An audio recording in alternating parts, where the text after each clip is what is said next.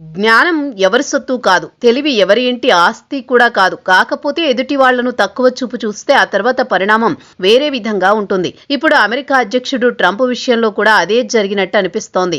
పిచ్చి పిచ్చి వ్యాఖ్యలు చేయడం, పిచ్చి పిచ్చిగా మాట్లాడడం, ఎదుటి వ్యక్తులను తక్కువ అంచనా వేయడం అతడికి వెన్నతో పెట్టిన విద్య.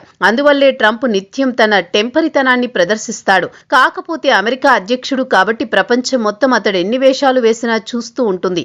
ఇరాన్ దేశంతో యుద్ధం సాగిస్తున్నప్పుడు యావత్ ప్రపంచం మొత్తం ట్రంప్ వ్యవహార శైలిని తీవ్రంగా తప్పుబట్టింది. అయినప్పటికీ ట్రంప్ తన ధోరణి మార్చుకోలేదు. పైగా ట్రూత్ సోషల్లో పిచ్చి పిచ్చి వ్యాఖ్యలు చేయడం మొదలుపెట్టాడు. ఇరాన్ దేశాన్ని నాశనం చేస్తానని ఒకసారి, ఇరాన్ తలవంచక తప్పదని మరోసారి, ఇరాన్లో న్యూక్లియర్ వెపన్స్ ఉన్నాయని ఇంకోసారి, ఇలా రకరకాల ఆరోపణలు చేశాడు. తాను మాట్లాడిన మాటలకు, అంతకు ముందు మాట్లాడిన మాటలకు మాత్రం పొంతన లేదు. ప్రఖ్యాత న్యూయార్క్ టైమ్స్ కూడా ట్రంప్ వ్యవహార శైలిని తప్పుబట్టింది. అంటే అతని తీరెలా ఉందో అర్థం చేసుకోవచ్చు.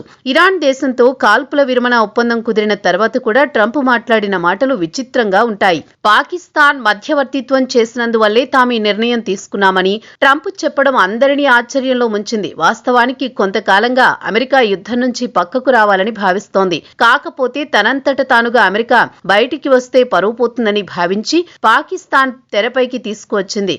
అది అందరికీ తెలిసిన విషయమే అయినప్పటికీ అమెరికా అగ్రరాజ్యం కాబట్టి నోరు మెదపలేదు. ట్రంప్ వ్యవహార శైలి తెలుసు కాబట్టి ఇరాన్ కూడా చాలా జాగ్రత్తగా అడుగులు వేస్తోంది. సీజ్ ఫైర్ పై ఇరాన్ ప్రతిపాదించిన 10 పాయింట్ల డాక్యుమెంట్లు ఇటీవల మీడియాలో విడుదలైన విషయం తెలిసిందే. అయితే ఆ డాక్యుమెంట్స్ మొత్తం పార్సీ, ఇంగ్లీష్ భాషల్లో ఉన్నాయి. పార్సీ భాష, ఇంగ్లీష్ భాషల్లో చాలా తేడాలు కనిపిస్తున్నాయి.